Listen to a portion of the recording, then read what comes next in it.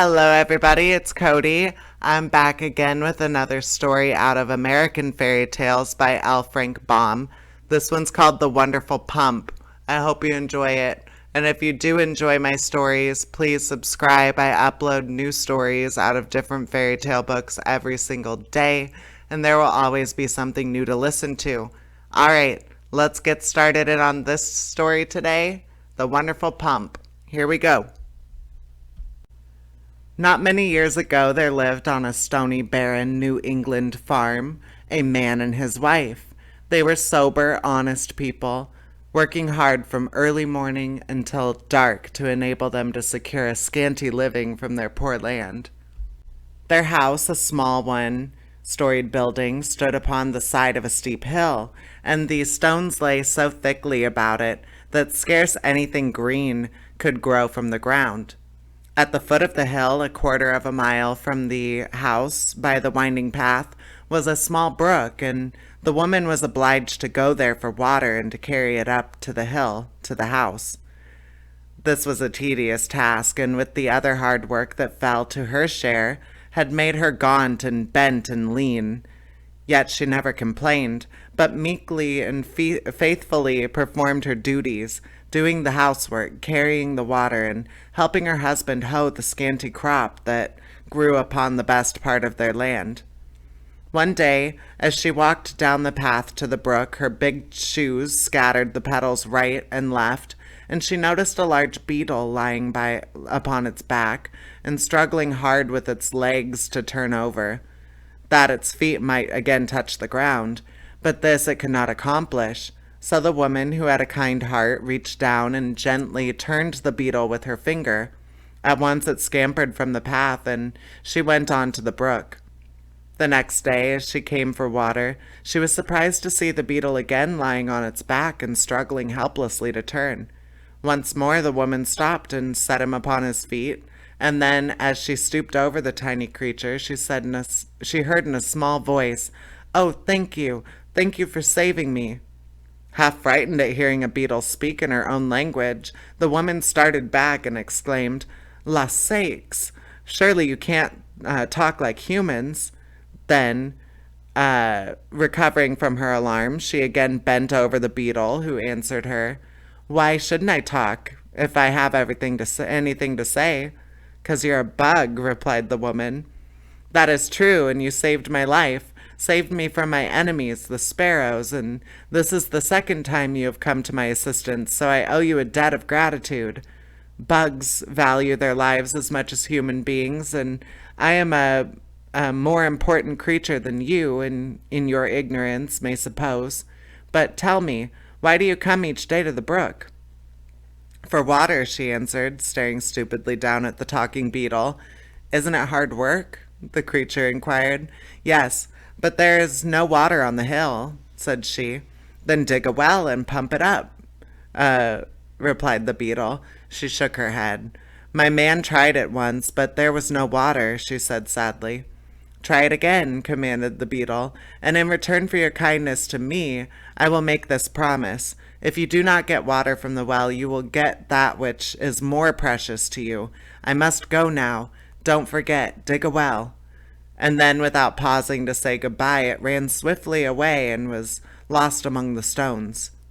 The woman returned to the house much perplexed by what the beetle had said, and when her husband came in from his work, she told him the whole story. The poor man thought deeply for a time and then declared, "Wife, there may be truth in what the bug told you. There must be magic in the world yet, if a beetle can speak. And if there is such a thing as magic, we might get water from the well. The pump I bought to use in the well, which proved to be dry, is now lying in the barn, and the only expense in following the talking bug's advice will be the labor of digging the hole. Labor I'm used to, so I will dig the well." Next day he set about it, and dug so far down in the ground that he could hardly reach the top to climb out again, but not a drop of water was found. "Perhaps you did not dig deep enough," his wife said, then when he told her of his failure. So, following day, he made a long ladder, which he put into the hole and then dug and dug and dug until the top of the ladder barely reached the top of the hole, but still there was no water.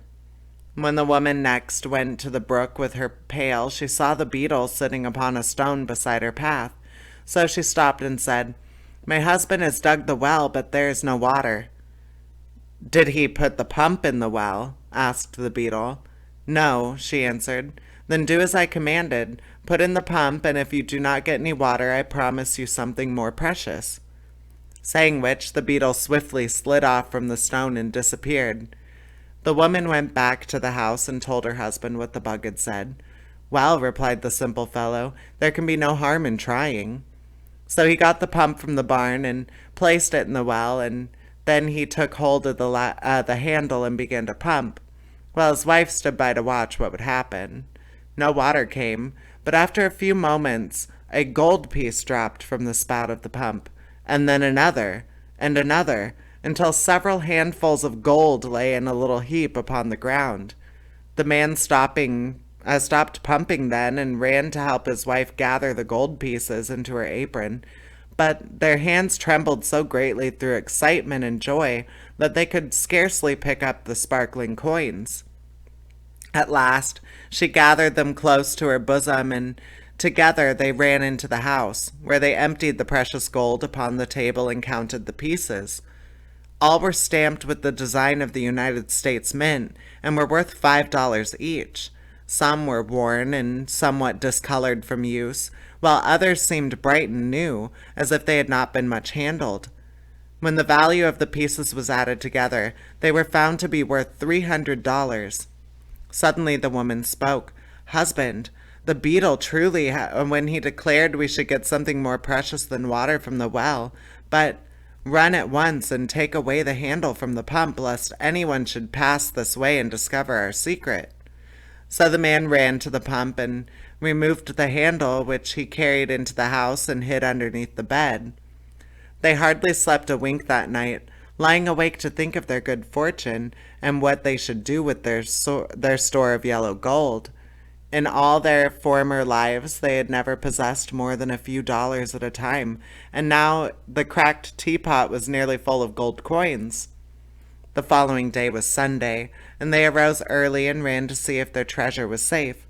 There it lay, heaped snugly within the teapot, and they were so willing to feast their eyes upon it that it was not long before the man could leave it to build the fire or the woman to cook the breakfast.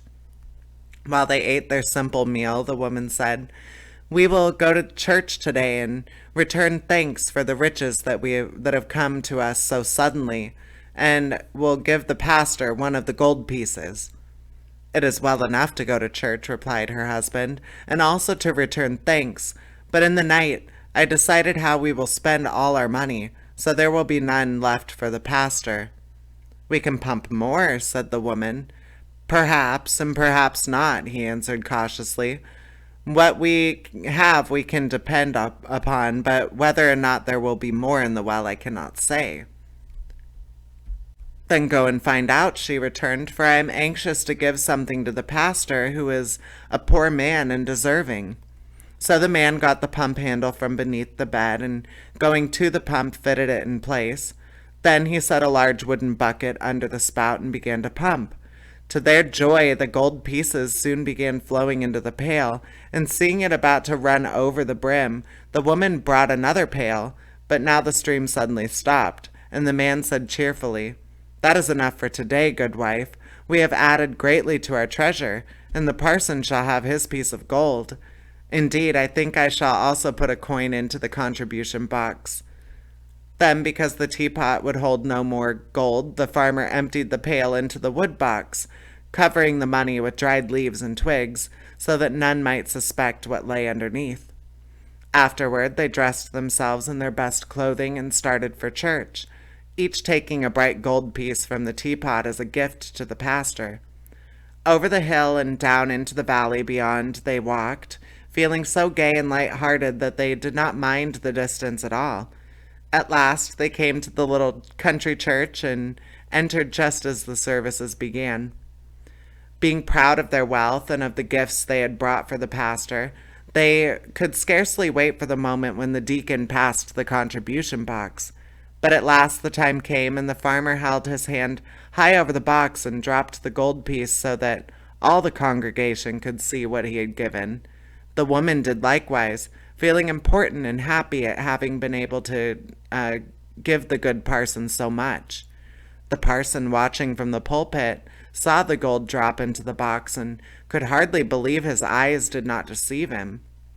However, when the box was laid upon his desk, there were 2 gold pieces, and he was so surprised that he nearly forgot his sermon. When the people were leaving the church at the close of the services, the good man stopped the farmer and his wife and said, "Where did you get so much gold?" The woman gladly told him how she had rescued the beetle and how in return they had been rewarded with the wonderful pump. The pastor listened to it all gravely, and when the story was finished, he said, "According to tradition, strange things happened in this world ages ago, and now I find that strange things may happen today also. For by your tale you have found a beetle that can speak, and also has power to bestow upon you great wealth." Then he looked carefully at the gold pieces and continued, "Either this money is fairy gold, or it is genuine metal stamped at the mint of the United States government. If it is fairy gold, it will disappear within 24 hours, and will therefore do no one any good. If it is real money, then your beetle must have robbed someone of the gold and placed it in your well, for all money belongs to someone, and if you have not earned it honestly, but have come by it in the mysterious way you mentioned, it was surely taken from the persons who owned it, without their consent. Where else could real money come from?" The farmer and his wife were confused by this statement and looked guiltily at each other, for they were honest people and wished to wrong no one. "Then you think the beetle stole the money?" asked the woman. "By his magic powers, he probably took it from its rightful owners. Even bugs which can speak have no consciences and cannot tell the difference between right and wrong. With a desire to reward you for your kindness, the beetle took from its lawful possessors the money that you pumped from the well." "Perhaps it really is fairy gold," suggested the man. "If so, we must go to the town and spend the money before it disappears." "That would be wrong," answered the pastor, "for then the merchants would have neither money nor goods. To give them fairy gold would be to rob them." "What then shall we do?" asked the poor woman, wringing her hands with grief and disappointment. "Go home and wait until tomorrow. If the gold is then in your possession, it is real money and not fairy gold. If it is real money, you must try to restore it to its rightful owners. Take also these pieces which you have given me, for I cannot accept gold that is not honestly come by." Sadly, the poor people returned to their home, being greatly disturbed by what they had heard. Another sleepless night was passed, and on Monday morning they arose at daylight and ran to see if the gold was still visible. "It is real money after all," cried the man, for not a single piece had disappeared. When the woman went to the brook that day, she looked for the beetle, and sure enough, there he sat upon a flat stone. "Are you happy now?" asked the beetle, as the woman paused before him. "We are very unhappy," she answered, "for although you have given us much gold, our good parson says it surely belongs to someone else, and was stolen by you to reward us." "Your parson may be a good man," returned the beetle with some indignation, "but he certainly is not over wise. Nevertheless, if you do not want the gold, I can take it from you as easily as I gave it." "But we do want it," cried the woman fearfully. "That is," she added, "if it is honestly come by." "It is not stolen," replied the beetle sulkily, and now belongs to no one but yourselves. When you saved my life, I thought about how I might reward you, and knowing you to be poor, I decided gold would make you happier than anything else. You must know," he continued, "that although I appear so small and insignificant, I am really king of all the insects, and my people obey my slightest wish. Living as they do, close to the ground, the insects often come across gold and other pieces of money, which have been lost by men and have fallen into cracks or crevices, or become covered with earth or hidden by grass or weeds. Whenever my people find money in this way, they report the fact to me, but I have always let it lie, because it could be of no possible use to an insect. However, when I decided to give you gold, I knew just where to obtain it without robbing any of your fellow creatures. Thousands of insects were at once sent by me in every direction to bring the pieces of lost gold to this hill. It cost my people several days of hard labor, as you may suppose, but by the time your husband had finished the well, the gold began to arrive from all parts of the country, and during the night my subjects dumped it all into the well, so you may use it with a clear conscience, knowing that you wrong no one." This explanation delighted the woman, and when she returned to the house and reported to her husband what the beetle had said, he also was overjoyed. So they at once took a number of the gold pieces and went into the town to purchase provisions and clothing, and many things of which they had long stood in need. But so proud were they of their newly acquired wealth that they took no pains to conceal it. They wanted everyone to know they had money, and so it was no wonder that when some of the wicked men in the village saw the gold, they longed to possess it themselves. "If they spend this money so freely," whispered one to another, "there must be a great store of gold at their home." "That is true," was the answer. "Let us hasten there before they return and ransack the house." So they left the village and hurried away to the farm on the hill, where they broke down the door and turned everything topsy-turvy until they had discovered the gold in the woodbox and in the teapot. It did not take them long to make this into bundles, which they slung upon their backs and carried off, and it was probably because they were in a great hurry that they did not stop to put the house in order again. Presently, the good woman and her husband came up the hill from the village, with their arms full of bundles and followed by a crowd of small boys who had been hired to help them carry the purchases. Then followed others, youngsters and country louts, attracted by the wealth and prodigality of the pair, who, from simple curiosity, trailed along behind like the tail of a comet and helped swell the concourse into a triumphal procession. Last of all came Guggins, the shopkeeper, carrying with much tenderness a new silk dress which was to be paid for when they reached the house. All the money that they had taken to the village having been lavishly expended. The farmer, who had formerly been a modest man, was now so swelled with pride that he tipped the rim of his hat over his left ear and smoked a big cigar that was fast making him ill. His wife strutted along beside him like a peacock, enjoying to the full the homage and respect her wealth had won her from those who formerly deigned her not to notice her, and glancing from time to time at the admiring procession in the rear. But alas for their newborn pride! When they reached the farmhouse, they found the door broken in, the furniture strewn in all directions, and their treasure stolen to the very last gold piece. The crowd grinned and made slighting remarks of a personal nature, and Guggins, the shopkeeper, demanded in a loud voice that the money for the silk dress he had bought. Then the woman whispered to her husband to run and pump some more gold while she kept the crowd quiet, and he obeyed quickly.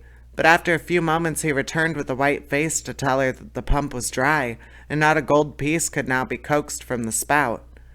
The procession marched back to the village, laughing and jeering at the farmer and his wife, who had pretended to be so rich, and some of the boys were naughty enough to throw stones at the house from the top of the hill. Mr. Guggins carried away his dress after severely scolding the woman for deceiving him, and when the couple at last found themselves alone, their pride had turned to humiliation, and their joy to bitter grief. Just before dawn, the woman dried her eyes, and, having resumed her ordinary attire, went to the brook for water. Then she came to the flat stone. She saw the king beetle sitting upon it. "The well is dry," she cried out angrily. Yes, answered the beetle calmly. You have pumped from it all the gold my people could find. But we are now ruined, said the woman, sitting down in the path, beginning to weep, for robbers have stolen from us every penny we possess. I'm sorry, returned the beetle, but it is your own fault. Had you not made so great a show of your wealth, no one would have suspected you possess a treasure, or thought to rob you. As it is, you have merely lost the gold which others have lost before you. It will probably be lost many times before the world comes to an end.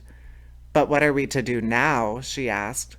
What did you do before I gave you the money? We worked from morning till night, she said. Then work still remains for you, remarked the beetle composedly. No one will ever try to rob you of that, you may be sure. And he slid from the stone and disappeared for the last time. This story should teach us to accept good fortune with humble hearts and to use it with moderation.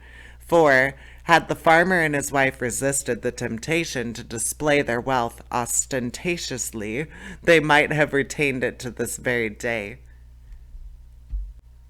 And that is the end of the story. I hope you enjoyed it. Please subscribe. I upload new stories every single day. There are always plenty of stories to listen to. I hope you stick around and listen to 1 or 20. All right, take care. Bye-bye.